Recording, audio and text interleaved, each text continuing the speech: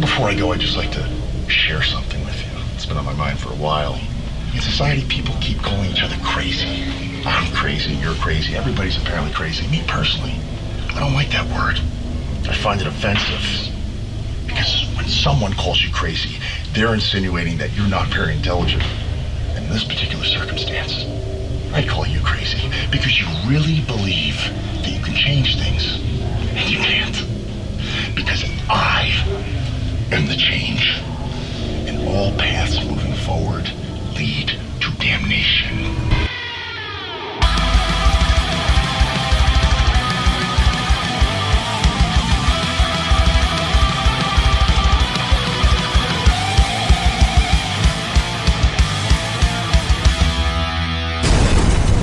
On the Impact Lounge. Yo, right now you listening to the cart, charisma, athleticism, and raw talent. And what you're really listening to is total non-stop impact. Don't you dare miss a lesson. Oh yeah!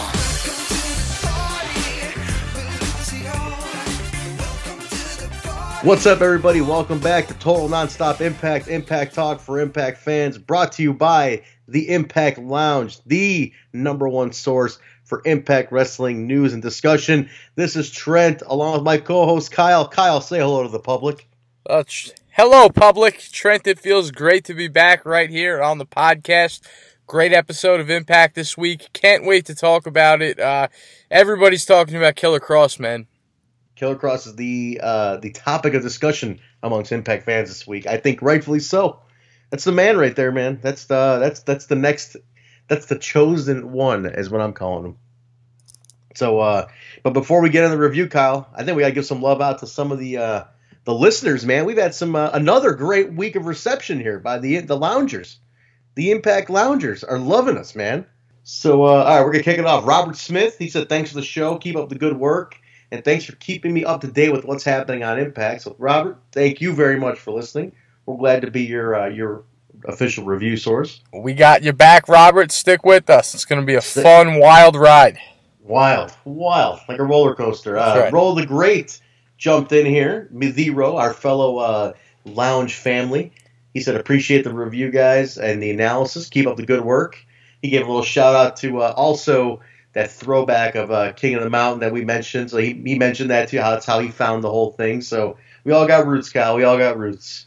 But we had another comment here, Miguedro, who hated us week 1 and then loved us week 2. He said he was happy he got mentioned, and he said he really liked the review. That's a success story right there, Trent. He came around for our first video on the Impact Lounge, said he didn't like us, and we won him over with just one more show. That's what it's about. Not bad. We turned him in 1 week. Miguedro, thank you very much for sticking with us. We appreciate you taking a chance on us again. We had Negan fan jump in. He mentioned something about Jordan Grace being Scarlett's muscle. He liked that idea. Talking about how he agreed with us on the X Division needing some more work, but he really likes that it's Sami and Brian Cage going into this. So, Negan fan, thank you very much. And what else, man? I'm trying to look through to see what other ones we got. James St. Patrick talking about he likes Kross and Moose going up against LAX. Maybe a tag match there. See what happens with that. What else, man? What else we got? Colby Cooper, old school Colby Cooper, the one of the big Impact fans that we know about. He mentioned ECW being pretty one-dimensional, and how House of Hardcore and CZW are pretty much mini ECWs, and he's like, Impact is more like Attitude Era WWF. It's an interesting perspective. I like that. I mean, looking at it, I think we were talking about it.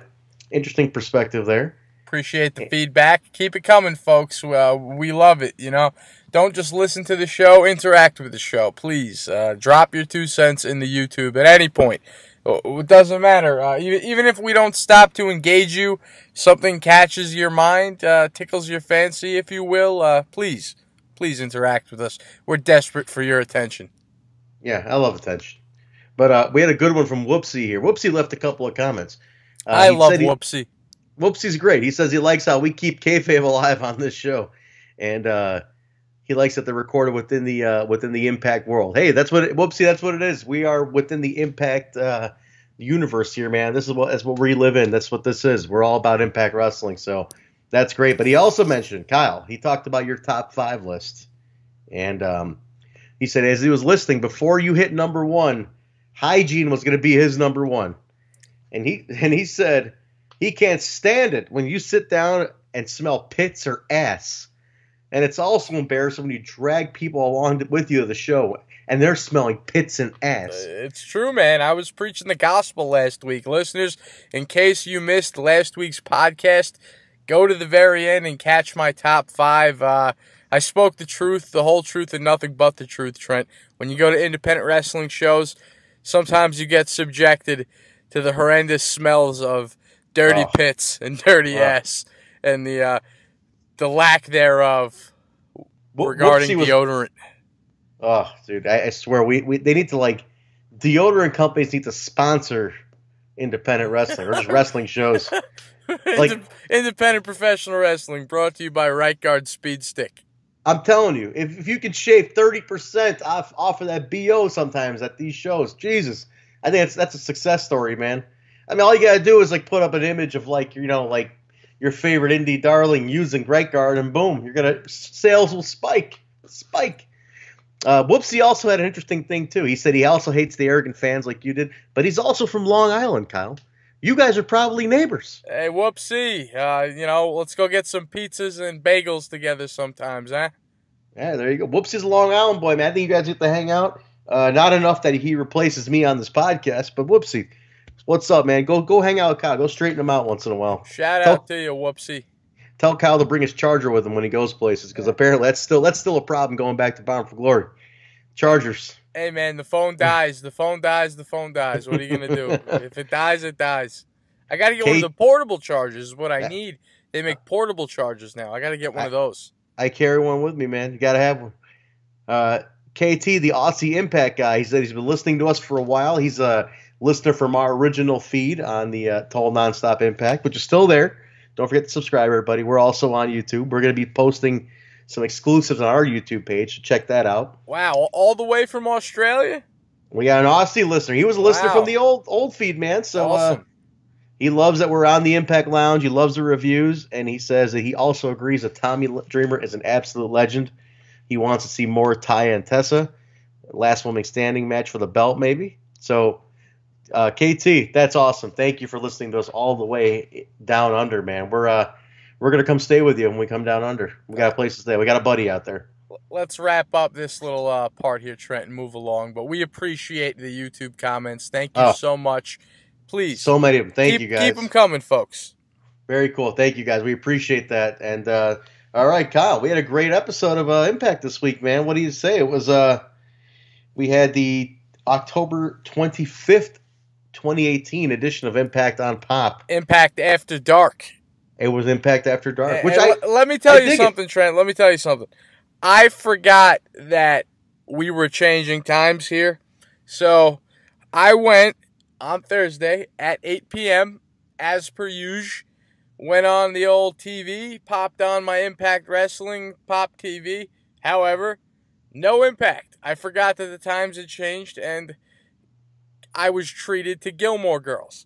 Pop TV decided as a company that it would be a good decision to take Impact Wrestling out of prime time, move them to 10 p.m., and instead of replacing them with a new show or something like that, they replace Impact Wrestling with Gilmore Girls reruns. What the fuck, Pop TV? That being said, Trent, hit it. Wait a minute. Wait a minute. Slow down. Number one, you still got the time wrong after they beat you over the head with it for a week and a half? Dummy. Yeah. They beat the shit out of you over the head with this new time, and you still got that wrong? I'm a creature of habit, Trent. I don't like change, okay? I got used to my Impact Thursday nights, 8 p.m. That's what it was. Fair enough. Second of all, Pop TV, you got to be shitting me on this. Dummy. I thought they're putting some new show in place of it, and it's Gilmore Girls reruns. Are you talking the original old Gilmore Girls, like the old show from 20 years ago? Yeah, reruns. treating us to some reruns. Dummy, yeah. Okay, so Impact gets bumped for Gilmore Girls. All right, we kind of have our answer on Pop TV now. You know what? If it were for Swedish Dicks or Schitt's Creek, I'd be okay with it maybe. But Gilmore Girls reruns really Pop TV. Dummy, for that, yeah. Pop TV is Dummy of the Week. Dummy, dummy, dummy, dummy, dummy, dummy, dummy, dummy, dummy, dummy. Yeah, yeah, yeah, yeah, yeah. Dummy, dummy, dummy, dummy, dummy, dummy, dummy, dummy, dummy, dummy. Hands down, you got to be shitting me with this, man. Jesus. All right, well, Pop TV, that's an early Dummy of the Week, early in the show. You dummies. Good Lord. Dummy. But anyway, we still have an episode on Pop, Impact After Dark, which I kind of like that theme, Kyle. I don't know. What about you? What do you think about branding it with that, like, it's going to be a little edgier, and I think they did deliver on that a little bit. But what did you think about that? Kind of, branding it like, hey, this is after prime time. We can get a little edgier on this. How was your reaction to that? Well, I don't know how we could get edgier. I mean, a small child was ran over and murdered a few weeks ago. That was in the APM slot. I mean, we didn't die. Richie, we killed a child a few weeks ago. So Richie's not dead. Who's next? I mean, I don't know how the show could get any edgier, Trent. There's blood. There's beautiful, scantily clad women amongst the professional knockouts, the professional wrestling knockouts. Don't get me wrong. They're not all scantily clad women. I was thinking more of Scarlett Bordeaux with the whole sex appeal thing. The show is very, very edgy. I don't know how it could get any edgier, but I don't want it to change. That being said, I love Impact embracing its edgy side. It's awesome. And if they could get away with a little more at 10 p.m., I'm all for it. I want to know what the listeners think. Let us know, guys. I'm curious what the public thinks. I mean, this is just our opinion, but I want to know what you guys think of this branding After Dark, kind of embracing that, hey, it's an edgier program because we are on later. Let us know in the comments. I want to hear what people's thoughts are on that. But let's get into that review. October 25th, 2018. Shall we? Kyle, let's kick this off, man. We are kicking off with Scarlett Bordeaux sitting on the stage as she's scouting her talent. And we open the show. I'd love to scout her talent. Oh, you sound like Don Callis. I mean, this is like Josh and Don Callis right here. I love how Don Callis just loses his shit. Yeah, Don Callis, I think he's I don't know if it's been a while or something for Don. He goes a little too crazy with Scarlett on the stage. I mean, she's hot, man. That dress she wore on Impact After Dark, holy shit.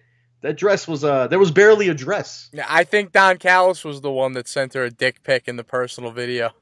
Oh my God. Yeah, Scarlett did allude to the fact that she got a dick pic in the personal videos. She said it took a while. She goes, I'm surprised it took this long to get the dick pics, but I finally got one. If anybody listening to this is the dick picker, I would really be curious to know if you're an Impact lounger as well. Just for the sake of data. I know BQ's a data guy. For the sake of data, if you're the dick picker, let us know if you're also an Impact lounger. Yeah, send it over because Trent wants to see your penis. But aside from that, I'm breaking this down from a psychological angle. I want to know what's going through your head. Why did you think it would be a good idea to pull your penis out in the video? I'm curious. I want to make sure everything's all right at home. I'd like to speak to you. So if you are the dick pic culprit, let us know. Tag him in the comments or something. Reveal this motherfucker. Yeah, well, there you go. If you know who it is, geez, call him out. Trevor and Sami, good match. Trevor is on a losing streak. What do you think about this, Kyle? I don't think he's won a match in like 3 months, and they now they're alluding to this like he's on a losing streak. He's on a losing streak. What do you think about that? Yeah, I mean, he's not just biting the bullet, and they're not acknowledging it. You heard Josh on commentary talk about it. He's become the glorified jobber of the company, which isn't always the worst role, but he could definitely be doing a lot more. So let's face it, Trevor Lee is a world-class professional wrestler, super talented guy.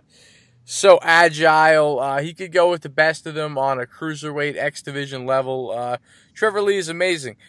I would like to see him pick up a different role in the company and start getting some wins. But if he's going to be the glorified jobber guy, I mean, nobody's going to do a better job than him. Yeah, I'm he's a good hand, as the old school guys like to say. The kid's a good hand. You put him in there with anybody, he'll have a good match. But he's not world champion material. I don't think so. I don't think he is. I think he's a great X Division champion. I don't see him as a world champion. I don't know how much longer Trevor Lee's got in the company. I feel like this is kind of a route out for Trevor Lee because there's not really much else to do with him at this point. So I wouldn't be surprised if Trevor is shifting up at some point soon. I mean, let's face it, he's done a lot with Impact. He's X Division superstar, multi former X Division champion. Hey, a lot of his buddies are moving up to WWE, working in NXT and stuff. If the door opens, as Impact fans, I feel like I could speak for everybody when I say that we'll be happy for him.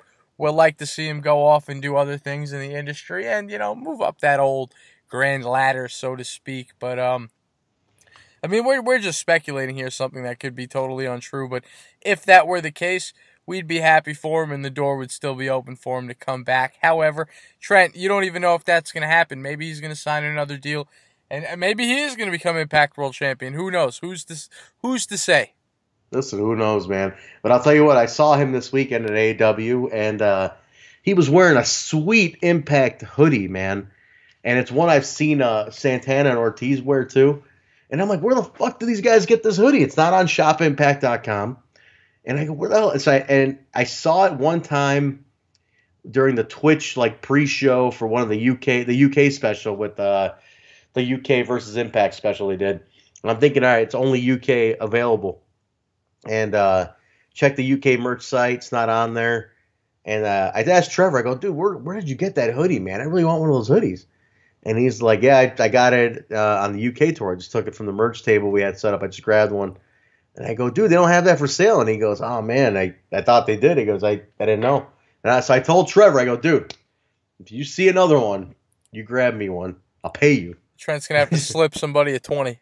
I thought I'll slip him a 20. Grab me a hoodie. I highly doubt he will, but if he sees it, I at least put the word out there. I was hoping he's like, here, kid, take mine, kid. I'm 12 years older than the guy. Here, kid, and throws me his hoodie or something. But that didn't happen. It was my birthday when I saw him too, and I was like, yeah, maybe I can maneuver that for a free hoodie. But no, no, Trent, you're in your 30s. You're not a child. Yeah, I'm not. It doesn't work anymore. No, but anyway, back to this match. Great back and forth. They had a good amount of time. And it was really cool. I thought Trevor was going to pull it off, but Sami went with that win, man. He got the Cactus Special Pile Driver. The Cactus Special 97, I believe. I like that. It's a little tribute to little Cactus Jack, Mick Foley. Mike Foley, as he said some people like to call him, Mike Foley. Mickey Foley. But, yeah, man, Callihan picks that up with the win. What do you think, Callihan leading up to that X Division title? No doubt, man.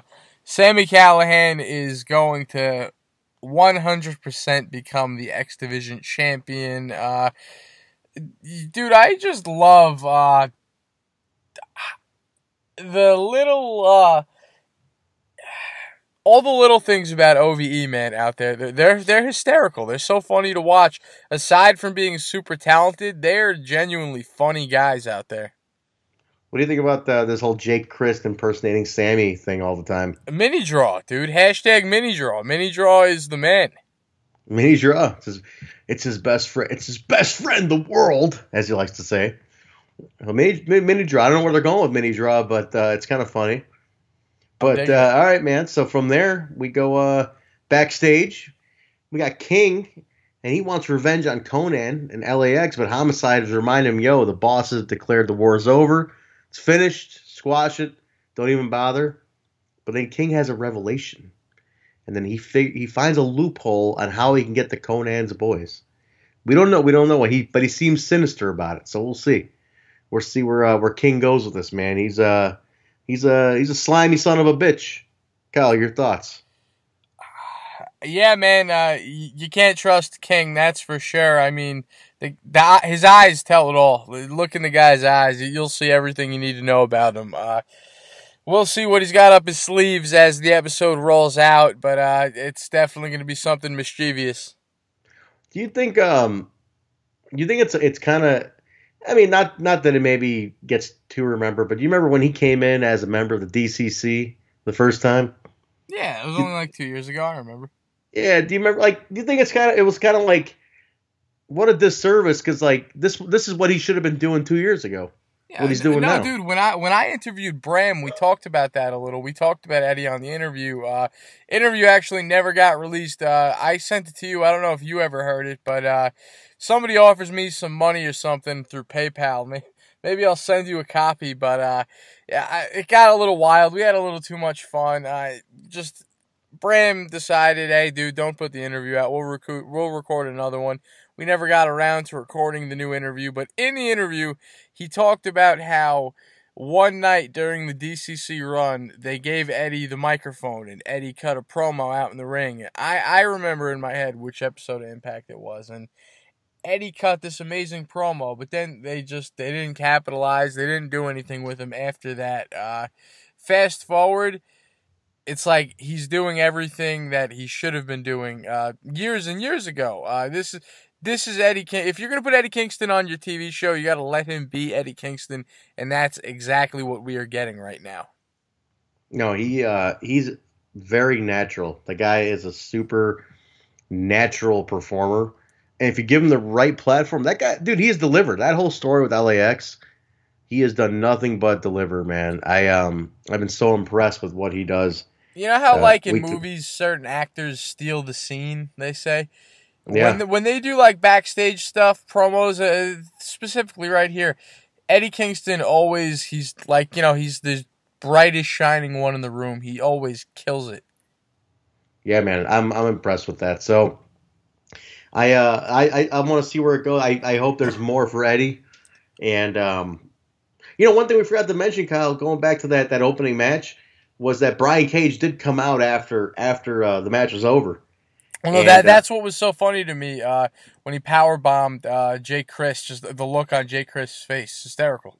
It was hysterical. Yeah, we forgot to mention that. But yeah, this Cage and Callihan thing is in full throttle, man. This is it. Like, we are onwards to an X Division title match. So this is going to be fun. But anyway, sorry to have to backtrack a second. But we jump over after that, and Gama Singh is attempting to pump up Rohit Raj for their match later tonight. Rohit's not happy.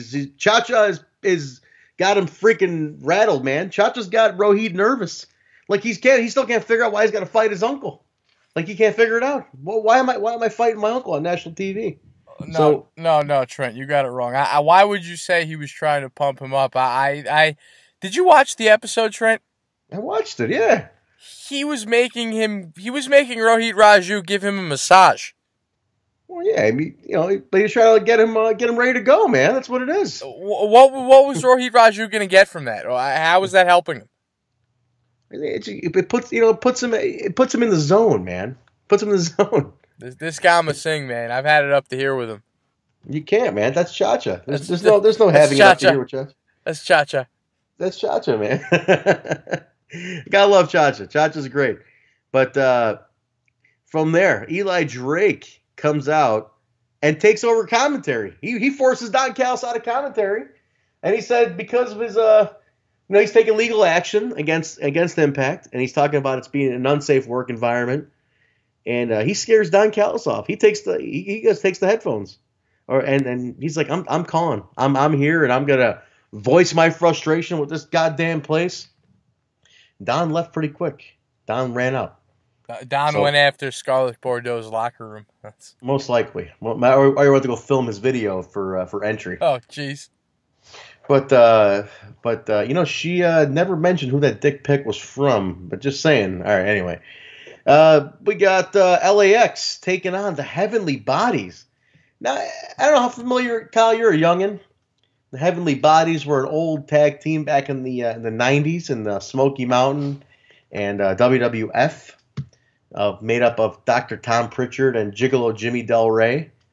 So that might be a little bit before your time, kid. But there's a new Heavenly Bodies here. Maybe they got the blessing on the name. They took the name, and two guys by the name of Desirable Dustin and Gigolo Justin. I already like it. I love cheesy shit like this. I already like it. What about you? Gigolo Justin. Hell of a name. Desirable Dustin and Gigolo Justin. I love it already. I'm in. They already sold me on it. I'm good. But they're taking on LAX, which means they're probably gonna die. So great match. It was good. Santana and Ortiz are just in that zone of like they have arrived as ambassadors and they're like hood ornaments for this company. And I loved it, man. They had that confidence in them, dude. Like you see them in that New York crowd, friends and family in the audience. They got that confidence about them. And this is a pretty quick match. They took them out with the street sweeper in the end. Now, let me ask you this. And I was glued to the commentary, though, Trent. I was glued to the commentary. It was hard for me to pay attention to the match because, I mean, you have Eli Drake riffing on commentary. Do tell. What's better than that? What's better than that, you know? Any highlights of his commentary you want to share with the public here? Just him talking about the lawsuit is hysterical. And the little jabs, I can't help but think they're acknowledging Jeff Jarrett in the current lawsuit he has going against Anthem because even Eli Drake, he said, well, everyone else is suing Impact. I figured I would do it too. Like just joking, saying that in the commentary. So I feel like they're clearly just alluding to the whole Jeff Jarrett situation, tongue in cheek, cleverly. Yeah, lawsuit, yeah. So that's Eli. I think he's got a case. But I got a question to pose to you and the loungers here. Who do you think is in line to take these belts off of LAX? Because the OGs didn't do it. They didn't give it to the OGs. I thought maybe there'd be one little switch with the OGs in there, but they didn't do it. Who is possibly going to be in line for LAX? What are you predicting? I don't even know if we've met that tag team yet. I don't know if they've debuted yet. See, the thing is, personally, I love to see Fallah and KM, man. You know me. I love Fallah and KM, but they can't beat these two because it would kill this character that they've built for LAX. It's got to be somebody who's more of a motherfucker than they are. You know, that's the thing. Who do you put in that role? So I want to hear from the listeners, man. I want to hear what the loungers think. Who could we put in that to take these guys out? I don't know if you can. Who's gonna do it? Who is gonna take out Santana and Ortiz in the prime of their careers, at the top of their game? 100%. We'll see, man. When you look at the current roster, I can't put a tag team together. And it does speak about the current state of Impact's tag division. Needs to get a little more variety in there, a little more life. We need to pump some life into the tag division, without a doubt. I have not a clue, Trent. No idea. But do you think that it's going to be somebody, well, a team currently on the roster, or a team coming in that we just haven't seen yet? I think it would be lame if it's somebody outside right now. I think you should try to go with somebody on the roster. You know, just because, like, you got a good amount of tag teams running through the roster right now. Like, why take it outside? You can do some good stuff if you keep it on the roster. I liked Rich Swann and Willie Mack out there together. I did too. Of a team. And what about Pentagon and Fenix? They could be total tag team contenders. They're brothers, for crying out loud. I think they could. I mean, they're big on teaming together. They've won a bunch of tag team titles around the world together. Why not? I think that'd be a believable one. So let's see. What about OVE? OVE, yeah. So OVE had what, two runs already, right, with the tag belts? Yeah. I think if Sami is aiming for that X title, OVE is a believable winner for that tag belt, and they just kind of have this like dominant faction with with those belts. I would be totally okay with OVE. And they have plenty of history with LAX. Tons. I think that remember back to the those violent matches they had last year, man. That stuff was pretty intense. I could totally see it. Anyway, from there we jump backstage. Tessa confronts Taya in the locker room, and just basically Tessa talking about what Taya's comments last week. And Tessa says she doesn't care what Taya thinks. and then she puts up the Knockouts title next week for Taya to prove herself. I got a problem with this, Kyle. I don't know about this. Like, Tessa already beat Taya, but here she is going, yeah, I'm going to put my title up. I want to beat you again. It's like, what's the point? Why would a champion want to risk a title again? Why? I don't get it. And why against Taya? I can't figure that part out. I don't know, man. Still fallout coming from the pay-per-view, you know. But Trent, I gotta acknowledge this live on the show. This isn't me calling timeout or anything. Are you hearing a bunch of raindrops on my end right now? I'm hearing noise. Sounds like you're going through a car wash or something. Yeah, there's. It seems that I record the show at if we're late at night. You know, I don't want to keep my whole house up with my loud, obnoxious, annoying voice doing wrestling podcasting in the middle of the night. So I'll go in my car right in front of my house. I'll parked up close on the side here. And it just appears that we're getting hit with a bit of a rainstorm. But I believe the weather has just lightened up here. No more rain. Continue. All right. Hey, it's live, baby. It's live. It's live, man. Whatever happens, happens. I could get shot out here. Jeez, how about that? That would think of the ratings. Think of the ratings. BQ is salivating at those ratings. We'd be the first podcast to get someone killed on it. That's right. Well, hey, I didn't say anything about getting killed. Oh, okay. All right. All right. We go from that. So they got a title shot, Taya and Tessa. I don't know, man. I don't think Tessa really needed to challenge somebody she's already beat. It's kind of weird to me. It's like I'd be better with Taya challenging Tessa with an antagonizing way to be like, hey, no, I want you again. I had you. Blah blah blah. You know what? That would have made more sense to me. But I guess they're playing into Tessa being pretty overconfident, arrogant bitch. So so we'll see what she does next week. We get a little commercial there after that. Plug in Impact in Vegas, 11th through 13th, November 11th through 13th. Coming up. It's like 2 weeks away. Check that out. It's Samstown, SamstownLV.com for tickets. Nah, fuck that. Don't get your tickets from Samstown LV. You got to go to Impact.com, ImpactWrestling.com to get your tickets because the Samstown website does not have the VIP package. Go to ImpactWrestling.com right now. Get your VIP package. It's running for about $200, and you get all these great perks. They're doing a bowling tournament this year. That's right. That's the best part about Impact. I love that.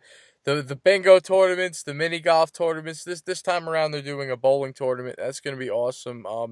There's a welcoming party. There's an Impact trivia game.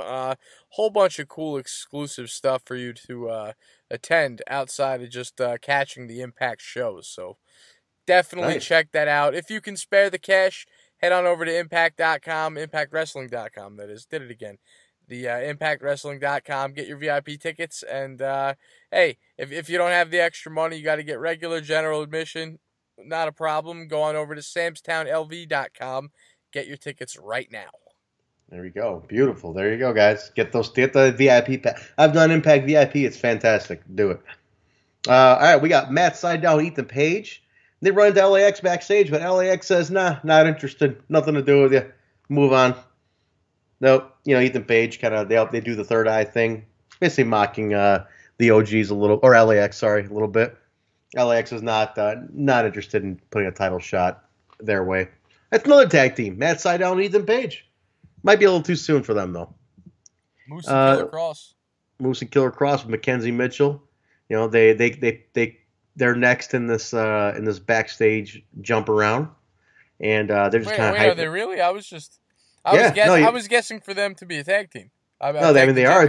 They are, but they're also next in this backstage jump around here. Oh, so Mackenzie Mitchell's with them after that, and she's talking about their upcoming match later this evening against KM and Fallah, which I love those two guys. We're gonna get to that match in a little bit, and then we go another bounce around backstage. I didn't realize when I was watching the show, I didn't realize it was backstage so much. There might have been a commercial break to break this up, but I didn't realize it was this far gone backstage. But Rich Swann and Willie Mack are having a drink, a little toast-ski to their recent accomplishment. And Mac's like, you know what? How about we have a match next week? A little friendly competition next week. Swan's like, all right, let's do it. I don't know about this, Kyle. You got Tessa challenging Taya for a belt that Tessa has. And now you got Swan and Willie Mack, who are coming off a fantastic teaming, going, let's fight each other. There's really nothing built into this, though. That's my problem with these. Like, what's the build on this? What do you think? Well, they had a good time together, working together, great chemistry out there as a tag team. I guess Willie Mack decided, hey, man, why don't I wrestle you next week? So, whatever. I don't know, man. It's kind of like one of those things where, like, let's say you and I had a match, and I'm like, yo, Kyle, I really liked our match together. Let's beat each other's ass next week and see what happens. What the fuck's the point of that? I don't get it. Well, we're going to have to wait and see. All right, well, thanks for your input, Kyle. I appreciate that. Yep. All right, now it is time for Rohit Raju's greatest test, a match against Chacha Gama. So Gama Singh versus Rohit Raju. First off, I didn't think I'd see Gama Singh build for a wrestling match in 2018. I didn't see this happening. But he comes out, gets on there, he starts kind of giving it to everybody. He puts out this amazing pre-match promo about all these accomplished guy, this accomplished competitor who's about to come down. He's beat Owen Hart and the British Bulldogs for this title, and then this Bret Hart for this title. And he goes, "It's me, Gama Singh." And it was amazing. Like, the build-up was fantastic. The guy still has it on the mic, Kyle. He can still do it. But a little back-and-forth match. Gama does standing switch, turnaround, headlocks. The crowd pops seeing a 65-year-old man do this. They start chanting, "You still got it," which I thought was pretty cool. And Rohit gains control, starts beating down Chacha a little hesitantly. Then a mystery man comes in the ring and attacks him from behind. DQ called. Gama applauds the man and instructs him to help Rohit back to his feet. And then they all stand tall in the middle of the ring, and Rohit's like confused as shit on what the hell's going on. Kyle, what do you think? They took out Gursinder Singh, and we got our mystery man here. What do you think about this? What do you think what happened here? What was the point of all this? Well, I liked how he slammed him so hard that his turban came off. Yeah, that was a good one. That was cool. He did like a double knees, power bomb into double knees kind of thing to finish off Rohit. But what do you think, mate? You think Gursinder wasn't developing quick enough? You think it was maybe like visa issues or something? What do you think that could have been? I don't know. Apparently, Gursinder wasn't cutting the mustard. He got sent back, and I guess Gama has another prospect to bring into the Desi Hit Squad. Ooh, wait. I'm gonna look at that pronunciation, man. The kid learned something. It's stuck. I did. It's into my vocabulary. It's the Desi Hit Squad. We know nothing about this new guy. We'll wait and see till next week. But he slammed Rohit so hard that his goddamn turban fell off. So amazing, amazing. You gotta go over to Jackson Heights one of these days, and with your newfound pronunciation skills, and get some Indian Pakistani food. Hey man, I think those turbans look pretty cool. I think I might want to get fitted for one of those. Well, say now you know how to pronounce the word Desi. They'll welcome you with open arms, man. Yeah, man. Add that to my hat collection. I'll rock it like a fitted hat. Yeah, there you go. You got a Yankees, a Mets, and a turban. Maybe they got Yankees turbans. People will come up to me and bring up like the religious aspect, and be like, "Oh no, this is just a fashion statement. This is my turban." I'm doing this for the great Gama Chacha. Yeah, Chacha Gama. This is for Chacha. I'm repping the Hit Squad. We cut it to Scarlett, who's in a jacuzzi, soapy jacuzzi, on an iPad, looking at some of her submissions, hyping up to let you know. Look at. Sorry, my bad. Oh, my bad. Yeah. Oh, did I catch you in the middle of something? Yeah, sorry, my bad. Oh, okay, yeah, no problem. Cool. Yeah, speaking of losing cool, did you see some of these submissions? Jesus, these are some whoppers here. I gotta give it to these guys though. They made it on to Impact Wrestling on Pop TV, but holy shit, talking about losing your cool. I think I should make one for the podcast. I think I should submit one to try to get on Impact TV just for the podcast. I think you should. I think you got a great gimmick there, Kyle. I think you could totally make this happen. I say do it. Yeah. Do it for us, man. Do it for the show. Do it for the greater good. Yeah, it's gonna be huge for us. Do it for me. Fuck you guys. If I get picked, I'm never speaking to any of you guys again. I'll be Scarlett's newest star. Listen, I get fortunate to see her and speak to her in person monthly at AEW, and I'll tell you what, Kyle, if you win, you'll be a changed man. You won't be the same guy. You'll be walking funny. You'll have a strut to you. You'll have a confidence that you never had before, my friend. You see her once a month, and you haven't put in the good word for me or anything like that. If you make a video, and you put a video in, I will tell her that my buddy's got a video in for this. Okay, so kind of like, putting the application on top of the rack, you know what I mean? Literally on top of the rack, huh? Yeah. Let's put that on top of the rack, man.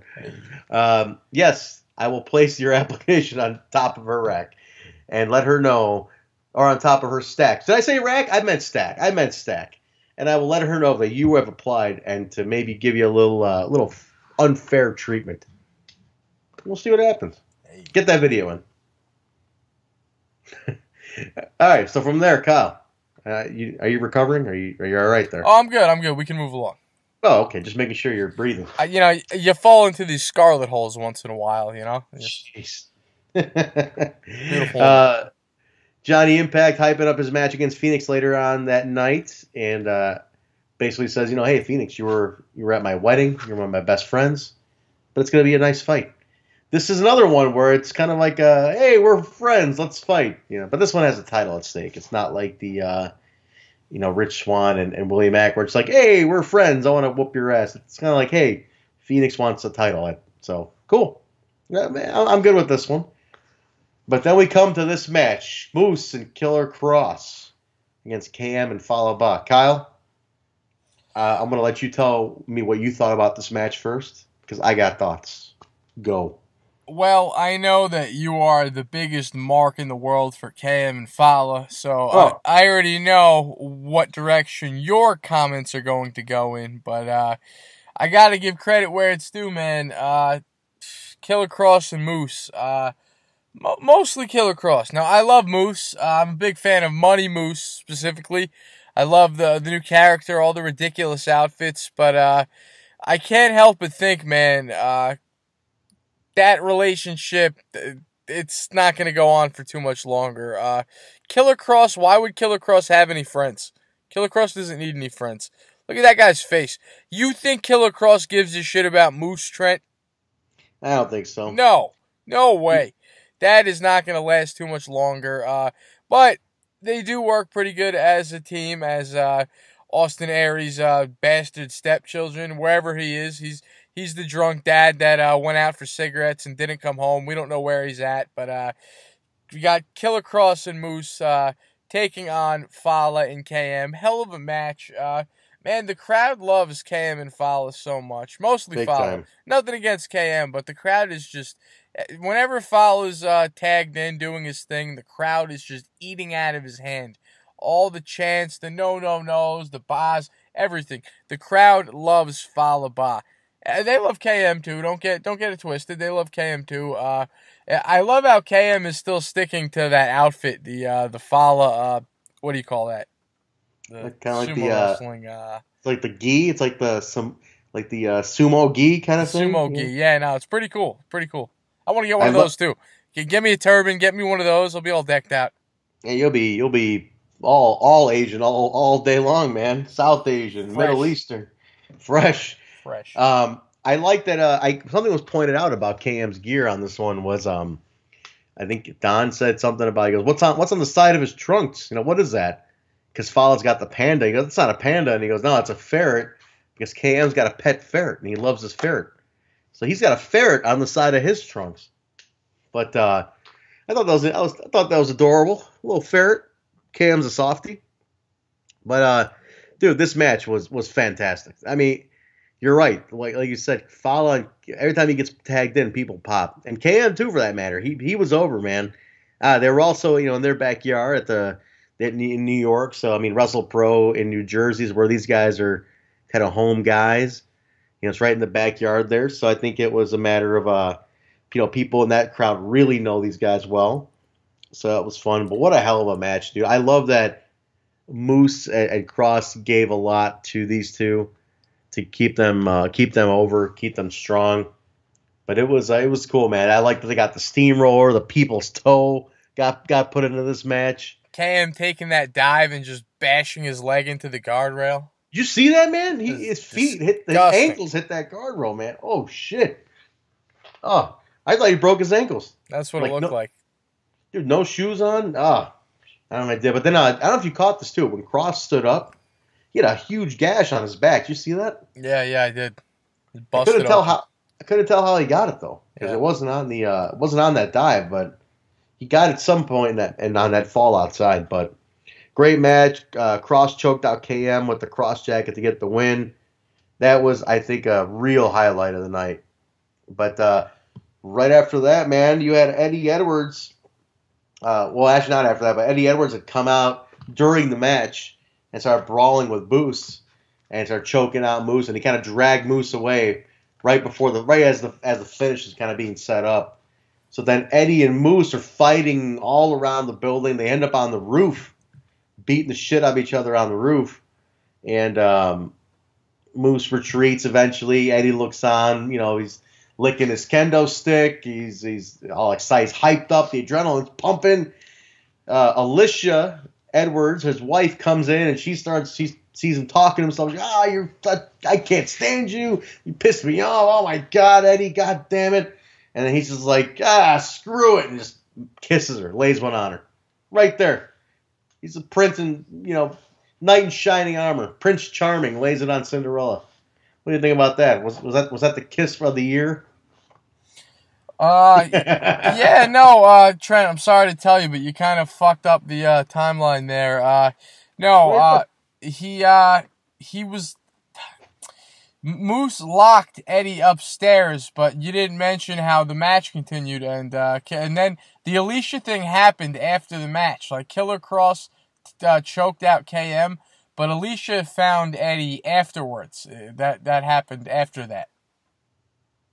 Well, so you're saying, listen, as far as I had it, I thought I saw Eddie came out and attacked Moose during the match. Eddie dragged Moose away, and then they ended up on the rooftop where I believe Moose left Eddie. Moose slammed the door, locked it, which left Eddie up there. Then they went back to the match. That's where Killer Kross choked out KM, and then after the match was over, then I believe Alicia caught Eddie up on the roof. Oh, okay. Listen, we're in the zone here. We're in the moment. I might have had, maybe I'm off on that a little bit, but no, of course, man. I'm just keeping you on track here, keeping you on your toes. All right. Well, hey, either way, Eddie laid a wet one on his wife, which was great. I think he's waiting to do that for a while. Yeah. I just didn't want you to skip over the cross jacket.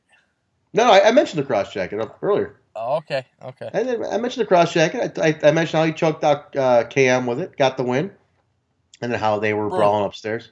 Brutal. We got a promo for Jordan Grace after that about coming to the Knockouts division, and it was like a cool little workout promo. They gave her a little heads up, little face to the name. Have you ever seen Jordan Grace live, Kyle? What do you think? No, never. Completely unfamiliar with her work. I don't. Any listeners who have seen Jordan Grace live, let us know what you think about her coming to the X Division. I'm curious what people think.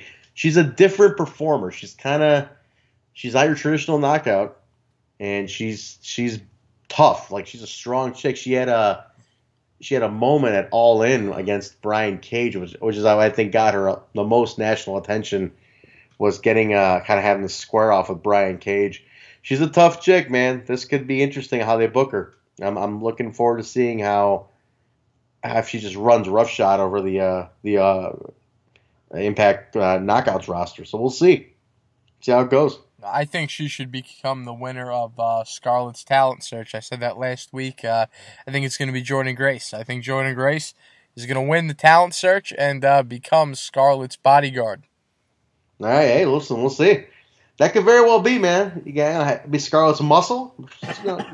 Scarlett can't be getting her hands dirty. It's beautiful. Those are beautiful hands. Can't get those dirty. Speaking of knockouts action, Kiera Hogan taking on Su Yung. I don't know, man. I feel like Sue's lost a lot of momentum recently, even though she's kind of been in the mix with this whole thing with Allie and everything. I feel like, dude, they were giving her some grander entrances and they were giving her a lot more during her matches. What do you think about this? I mean, am I wrong or Sue been kind of on the back burner a little bit? What do you think? I mean, definitely. They got to work with all the knockouts. They only have, so little time to fit all these girls onto the show every week. Sue definitely took a bit of a back seat. She had her push. Then obviously, things moved towards Tessa. But I wouldn't say that it's not like Sue is getting like buried and ruined. Not like what would happen in the other company. But I think that I think you're overthinking it a little. She doesn't have the spotlight on her because she's not champion. That's all. But everything that's going on with the undead realm, all that, I think Su Yung definitely has a place within the company. Long time from now, I think she's going to be sticking around for at least for the next couple of years or so. I think we have a lot more coming from Su Yung. I think personally. All right, fair enough. Good match though. It was Kiera and Sue going. Allie was out there with Kiera, back and forth. Kiera's got great energy, man. I think she's working hard, which I like about her. She's really putting all of it out there.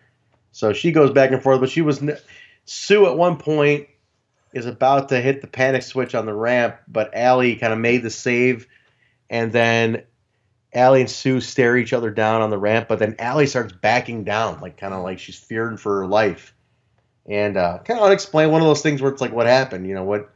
Did Sue's look awake something in Allie? Did it freak her out? What happened? Allie takes off, and you kind of hear her say, "I gotta go. I can't be here," and she runs. Sue hits a wicked pedigree on Kiera, and then hits her with a really good, solid panic switch to pick up the win. So it was a good match. Good match. It was definitely a story build match, but also a really good match. Do you think we were there at Bound for Glory. We saw that video with Jim Mitchell and Rosemary. What do you think about the Rosemary? I mean, you think she's coming back? I want to know what the listeners think too. I mean, where does this leave Rosemary and Allie now, and then Sue? Like, what's the mix? What do you predict? Well, Rosemary and Su Yung, that's a feud that you have to go into. They teased it. It's got to happen. Sue versus Rosemary. We have to get that somewhere down the line. But I don't know, man. You see Allie, darkness has consumed her. Allie's going down that dark path. She left her soul in the undead realm. She's clearly not the same. Flirting with that darkness. You know what happens. Rosemary being the one that always warned her about it. I don't know. I don't know if we're going to see like a dark Demon Bunny tag team run, or are we going to see Rosemary versus a much eviler, darker Allie? I'm very confused. It's very entertaining. I really love this Undead Realm stuff. There's just so many different directions it could go in, man. You're really just you're asking us to really just fantasy book it, because who knows? Where the hell are they going to take this? It's just one of those things. They have it set up in a way where there's not one predictable, outcome as per usual in wrestling. Usually it's like, there's a lot of formulas to booking, and this is just very, very different. This is cutting edge stuff. I think it's I agree. It's really interesting. It's kind of like you don't know where they're going to go with it. And that's what makes it fun to see. It's like, I have no idea where this is going. And that's the thrill of watching wrestling, especially when you don't know too much. I like not knowing shit. So not a bad setup to further that feud.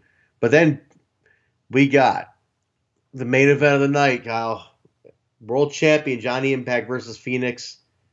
I'm still speechless from this match. I don't know if you saw what I tweeted, but I tweeted out there this is easily one of the match of the year contenders for sure. Has to be. Has to be. I couldn't believe this match was just on TV.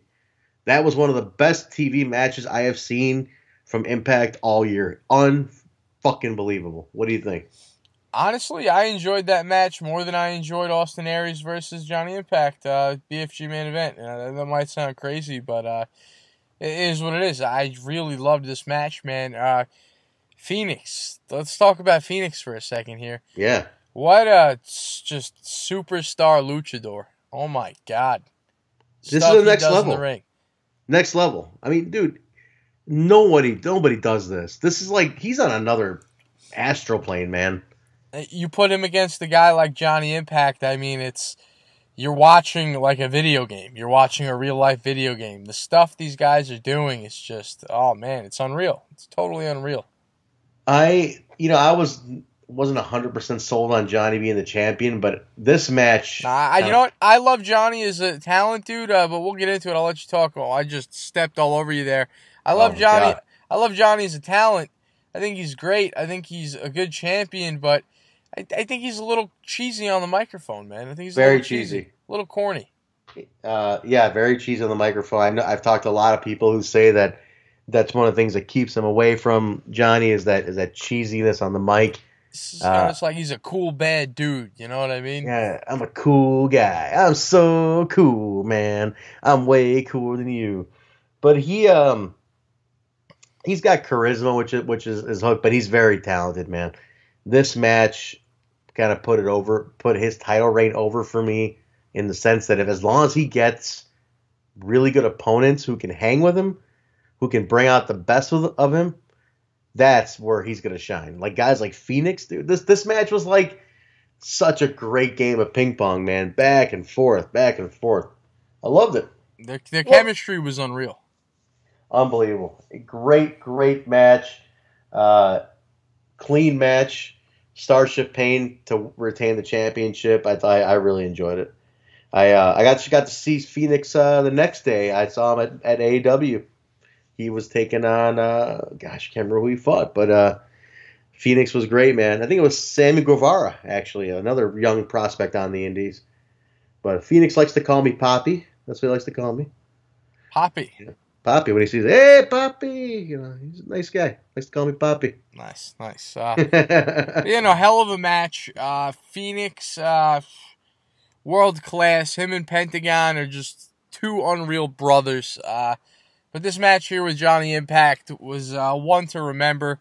Definitely a top match contender of the year. But like we were just talking about Johnny Impact, I think Johnny Impact is just a super workhorse in the ring. Super gifted when it comes to just like his acrobatic style. He's unreal. The guy's a spectacle. Just think he's a little cheesy on the microphone. He needs to work on his mic skills. That could be the only criticism as fans we could give him, I think. I agree with you. I think if that's the worst we got for him, he's not doing too bad. Yeah, no, but you know what? I haven't watched too much Lucha Underground, and from what I've heard, he plays a pretty cool like heel character over there. I haven't watched too much of it. I have to get into Lucha Underground, man. Yeah, same here, man. From what I understand, it's being taken off of Netflix, so I better catch up on it quick. I started season 1 and never finished it, so I'd like to kind of get caught up on Lucha Underground. But, dude, what a match. What an incredible match. I'd like to see it again. I'm ready to see it again already. But Phoenix is kind of sitting there. He's chilling after the match. He loses the match. And the OGs attack Phoenix. And they're about to do some serious damage when Pentagon comes in, makes the save, and holds it out, saves his brother. And you have just set up Lucha Brothers and the OGs, which I thought was brilliant storytelling. I was like, it was kind of like, where the hell are the OGs going to go from here? And they just set him up against the Lucha Brothers. I thought it was fantastic. What a great way to just kind of keep things moving along. So now we just need the LAX to jump in on something. Yeah, I think it was great. It totally fits because he said how can I get at the boys? I got an idea. And they're attacking Pentagon and Fenix now. That leads you to wonder, what does that have to do with LAX? But I remember earlier in this episode when they were hyping up the Johnny Impact versus Fenix match, during one of the Fenix promos, remember how they showed a couple old pictures and clips of him and stuff, talking about his roots. He talked about Conan being his just number one supporter in his career. I think he even alluded to Conan getting him booked on a lot of his major opportunities, major gigs. So right there, that Fenix and Conan have a tight relationship, and I guess attacking them is just another way to Conan's heart through the eyes of King. Yeah, I think that's what it is, man. I think it's going to be a very fun little feud there. I think that's going to be cool. If anything, just at least a good couple of good matches.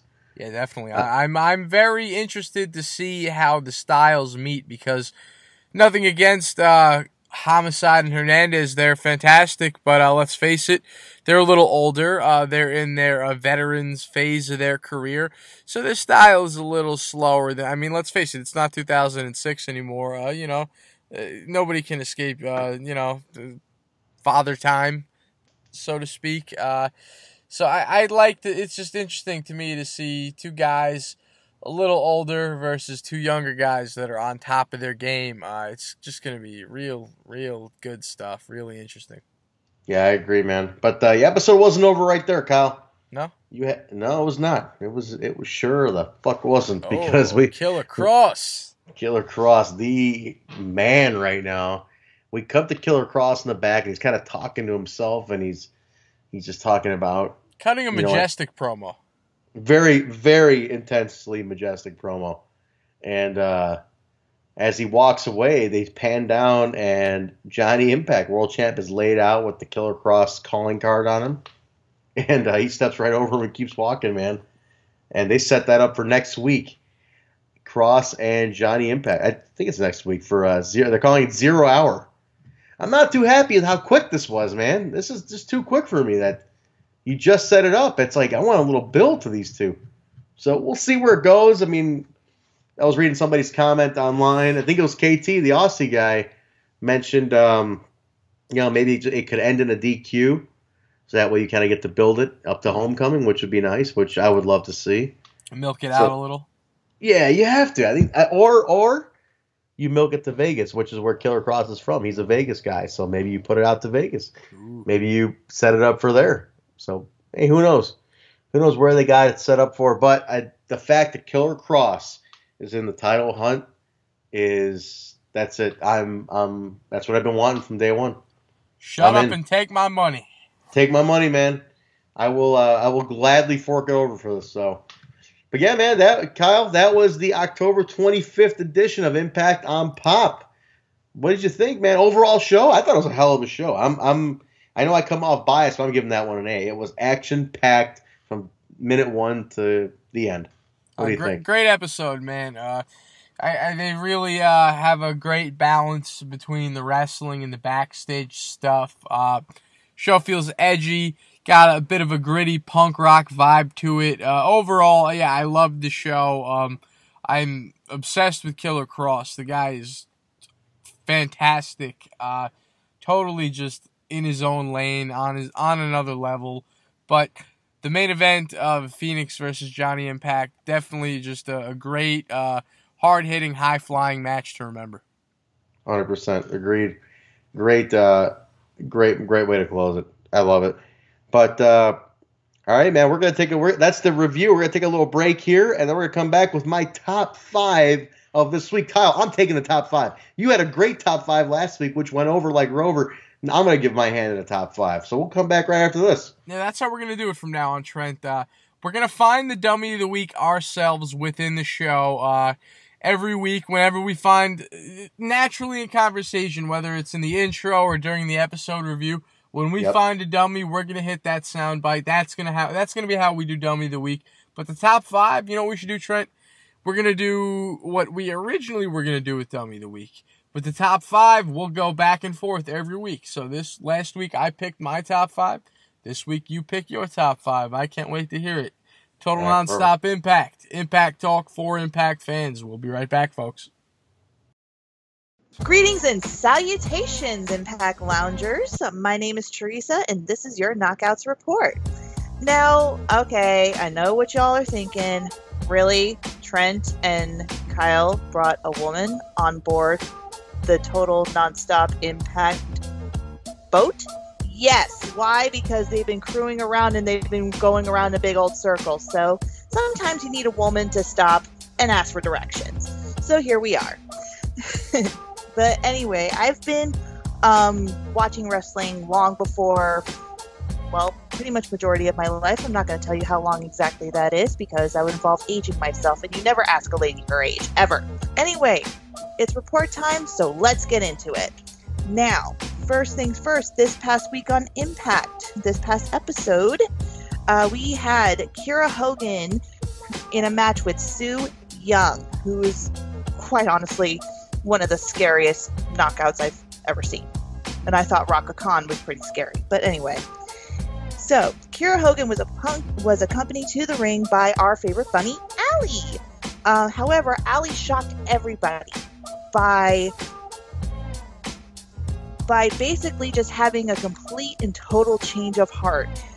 When she backed down from Su Yung and retreated to the back, basically almost in tears, weeping at Kiera, saying, "I'm sorry, I can't help you."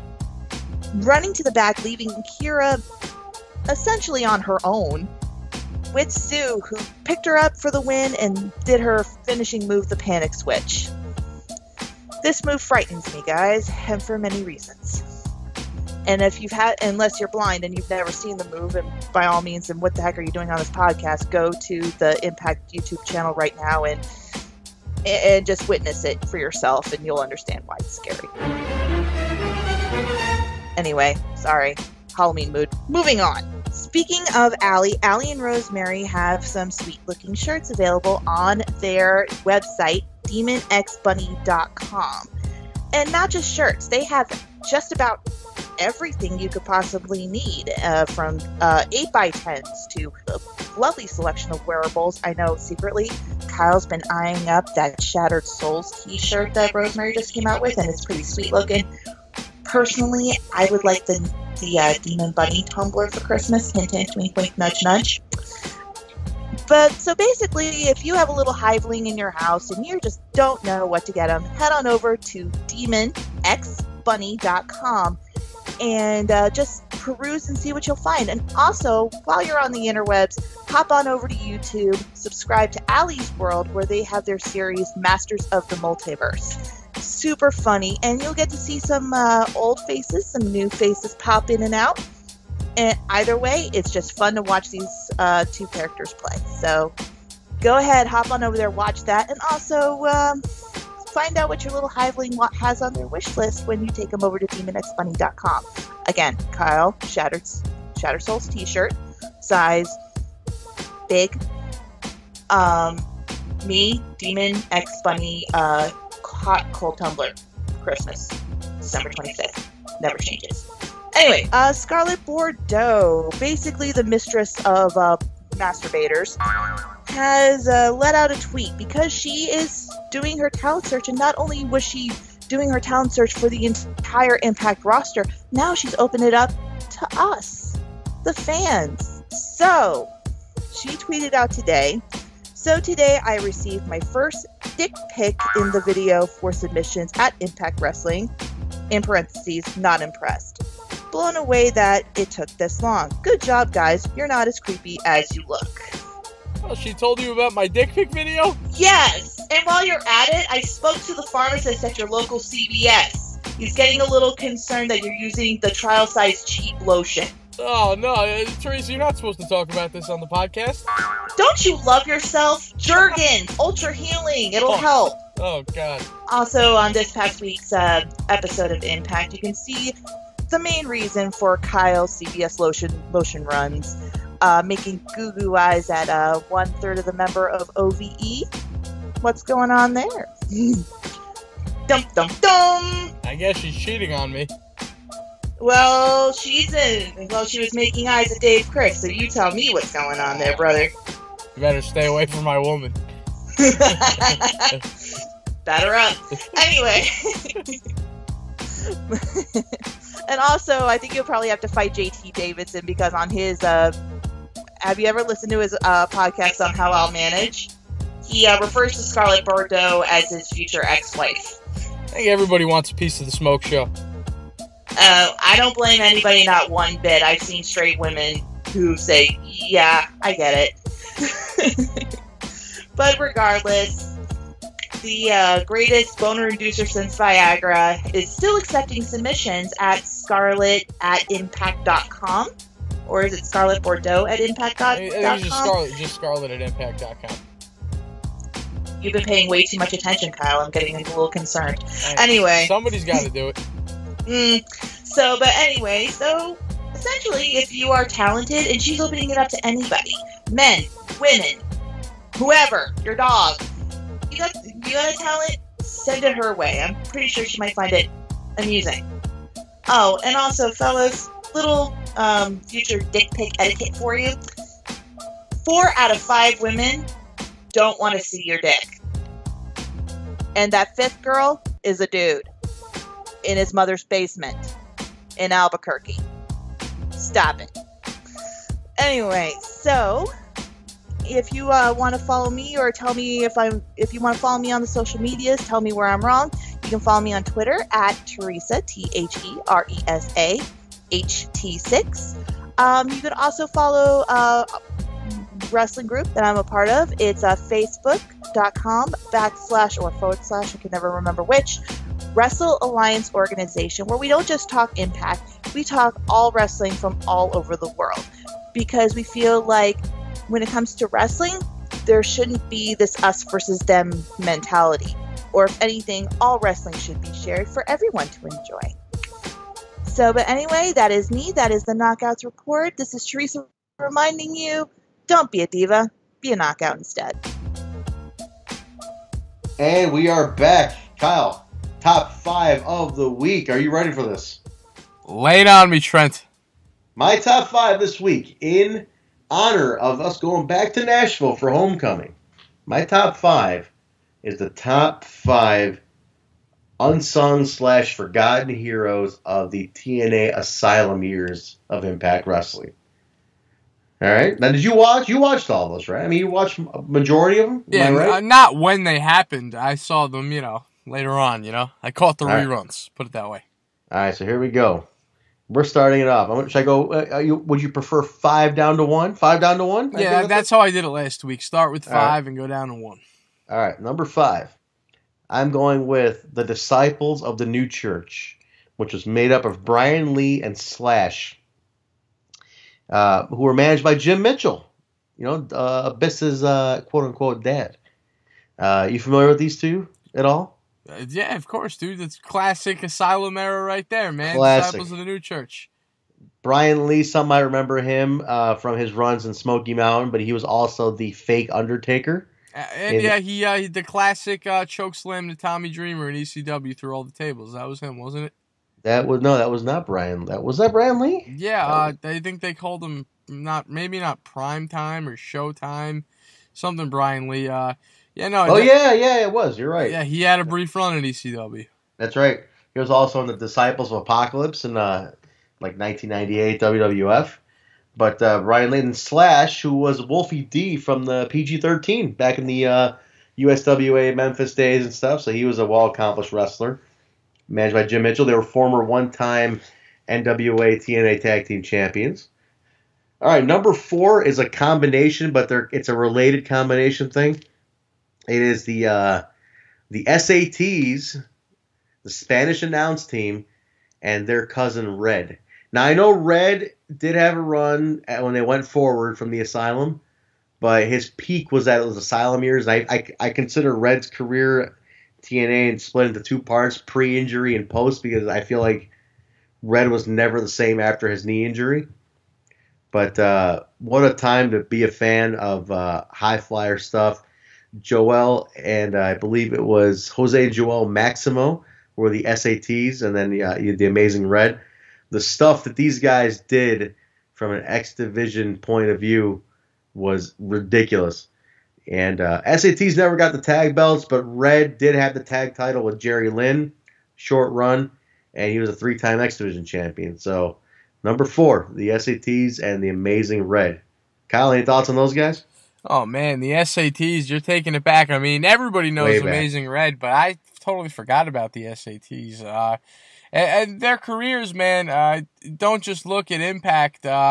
They had a lot of crazy stuff going on the independents back then as well. I remember, some of the earliest independent wrestling I saw was from that era. And the SATs, man, legends, dude. High-flying legends. The stuff they did with Amazing Red in TNA in the Asylum years, circa 2003, really paved the way for the whole direction that wrestling went into with the whole Ring of Honor style. You got to give the pioneers their credit, man. Absolutely, 100%. I think these guys ended up being forgotten in the long run, the SATs, and I feel like, man, I wish they would get a little bit of a shine, but either way, we're giving them some shine now, Kyle. Hey. People get to hear about them now, so check out some SAT stuff. All right, number 3, going back to another tag team, the Naturals, Chase Stevens and Andy Douglas. You remember the Naturals? Oh man, how could I forget? I loved the Naturals, and I really loved when it was so short-lived, but because Trent, when you bring them up, you're hitting me in a real nice, sweet, sensitive spot in my heart, because when I found TNA, it was during the Fox Sports run. That was when I found TNA wrestling, Fox Sports Net, and when you talk about the Naturals, I think about them being paired with Chris Candido, and I loved that pairing so much, man. Chris Candido was so entertaining as a manager. How great of a talent was he? I mean, as a wrestler, as a manager, one of my saddest wrestling deaths is Chris Candido. Heartbreaking, man. So heartbreaking. Heartbreaking. The guy was incredible in everything he did. And I just wonder what would have happened with the Naturals had he had like more time with them. But the Naturals were 3-time tag team champions, so they had a good run. I know Chase Stevens is still wrestling, and I believe Andy Douglas is a chiropractor now. Go figure. Chiropractor. So, he is. He's a chiropractor. All right, number 2 on the list, Michael Shane, a.k.a. Matt Bentley. Do you remember this guy? Yeah, I have such a strange story about that guy. Honestly, I don't even think I should say it on the podcast. If we had a Patreon, this would be great. Yeah, no, it's I can't say it. Involves smoking pot behind a dumpster with another independent professional wrestler and hearing a story about Michael Shane. I can't talk about it, man. I'll give you the deets on that one after the show. Shady Kyle style. All right, deal. Well, Michael Shane is Shawn Michaels' cousin. He was trained by his cousin. One-time X Division champion, I believe, and I thought he was the first winner of the Ultimate X. I might be wrong, but Michael Shane had a fantastic. The win he had in the Ultimate X when a couple guys were fighting over the middle, and he just like swooped in and took the title. It was great. Michael Shane was he had the name change in between there. He went from Michael Shane to Maverick Matt Bentley. Maverick, yeah, that's right. He was Maverick. It was weird. It was a strange little name change in the middle, very random. But I liked the guy a lot. He had so much potential. I think he almost weighed himself down by the Shawn Michaels connection. And kind of people, you do that, people start expecting you to be your cousin at that point. So, but yeah, dude, he was great. And my number 1, Kyle, I'm going to drum roll this. Number 1 pick of the unsung heroes, the TNA Asylum, Sonny Siaki. Sonny Siaki. What a name. What a name. He used to call himself Ace in the Hole, Sonny Siaki. Sonny Siaki, fantastic. One of my favorites to this day. Sonny Siaki, former X Division champion, one time. I believe he made the transition to Fox Sports, but after that he was done. But Sonny Siaki is a sadly an unsung hero of that era. But he retired because he donated a kidney to his dying brother, and the doctor said you can't wrestle on one kidney. So he retired. I believe Sonny Siaki is a regional operations manager for UPS now, from what I understand. UPS corporate. How the hell did you find that out? That's what I want to know. Where did you track down that he's the regional operations manager for UPS? I'll tell you how I found it out. I have wondered what happened to this guy for a while, and I remember I Googled him, and it turned out he did an episode of Family Feud with his family. What? And he did an episode of Family Feud, the Siakis. They did an episode of Family Feud. And he was on Family Feud, and he talked about it. And I said, holy shit, that's Sonny Siaki. And I YouTubed it, I found it. I actually ended up seeing it airing on TV also. And I'm like, holy shit, that's Sonny Siaki. That is, if you go online, everybody listening, if you know who Sonny Siaki is, YouTube, Sonny Siaki Family Feud. He's on there with his family. But he talks about working for UPS or whatever it is, and fantastic, man. Sonny Siaki, I used to love when this guy would come on TV. Me and my buddy Dave Virgilio, we watch every single Wednesday night pay-per-view that they did, and we loved Sonny Siaki. He started off with the Flying Elvises on show number 1, and broke off, joined Vince Russo's Sports Entertainment Extreme. It was, and he got involved with the X Division title. I mean, Sonny Siaki was great. A very unsung hero from the Impact Wrestling TNA Asylum years. So that's my top 5, Kyle. The top 5.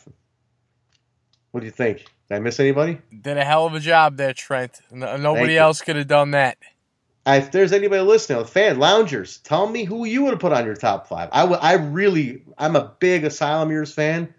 So you want to, for my sake, if you know Asylum stuff, list out anybody I might have forgotten. You can even list out like the obvious choices if you want to say Ron Killings and, AJ, Jerry Lynn, things like that. You could say, though, the obvious ones, but these are, I feel, are the completely unsung heroes of it to an extent. So if I missed anybody, put it in the comments. Let us know. I want to hear it. But that was my top 5, Kyle. We're going to be back. Next week is yours, right? You're taking the top 5 next week. Yeah, of course. That's what we're going to do, back and forth every week. I don't know what I have planned yet. I'm going to have to, this one's got to marinate. You got to sit and think about this. But, yeah, next week I'm going to do my top 5. All right, deal. Well, there we go, Kyle. That's our show for the week of October 25th, 2018. I hope the Loungers liked it, man. I think we kept it at a good time. We didn't beat... Yeah. What was it? Last week we went 3 hours, edited down to an hour and a half? Something like that. I mean, we never shut up. Also, shout out to Teresa. She did a hell of a job with her knockouts report and came back in with the birthdays. You'll be hearing more of her moving forward. Great job, Teresa. Good to have a female in the mix, Yeah, I mean, listen, people are going, listen to us two jabronis for long enough, man. You need to mix it up. But thank you to Teresa for that. Welcome to the team. Just when you thought it was safe to go back in the water, I'm here again. Yes, guys, it is Teresa, Impact Lounger. So we are going to go over some fun stuff, which is happy birthdays. So, Loungers, if you happen to share a birthday with any one of these wrestlers, happy birthday to you. May your cake be plentiful. On October 28th, we have Vontavious Porter, otherwise known as MVP, the leader of Impact Wrestling's Beatdown Clan. He's celebrating a birthday. And also, Knockout alumni Christy Hemme, arguably one of the sexiest ring announcers in Impact history, nay, I say wrestling history, also celebrating a birthday on October 28th as well. So, cupcake for MVP, double cupcake for Christy Hemme. Enjoy. Also, on November the 1st, the day after Halloween, basically when our sugar rush calms down, we still have to wish a happy cake day to the namer of dummies himself, Mr. Eli Drake. And, our one-time world world champion, former tag team champion with Scott Steiner. Hey, that alone earns him a cupcake. One-time King of the Mountain champion, 2 cupcakes. And 2-time Gauntlet for the Gold Battle Royal winner. I say that earns him not just a bunch of cupcakes. I say the biggest cupcake for the Kavorka himself, the conductor of the gravy train.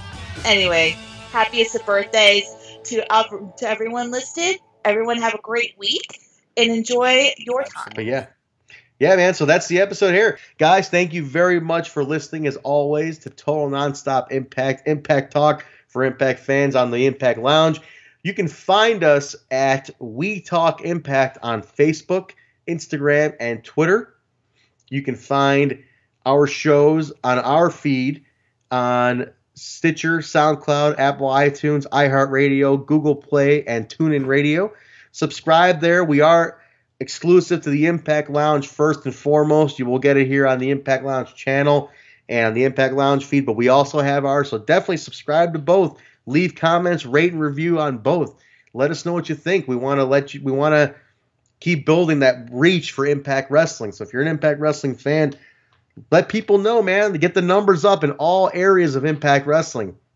But definitely let us know what you think. We want to keep making the show better for you. So, Kyle, anything else to add, man, before we get out of here and let these people get out their day? Trent, I think we did it all. Another great episode here of Impact Wrestling and another great podcast here on Total Nonstop Impact. All right, man. Well, thank you guys very much. Total Nonstop Impact Talk for Impact fans. We'll see you next week. I'm going to touch myself the Scarlett Bordeaux video. See you later, folks. Woo!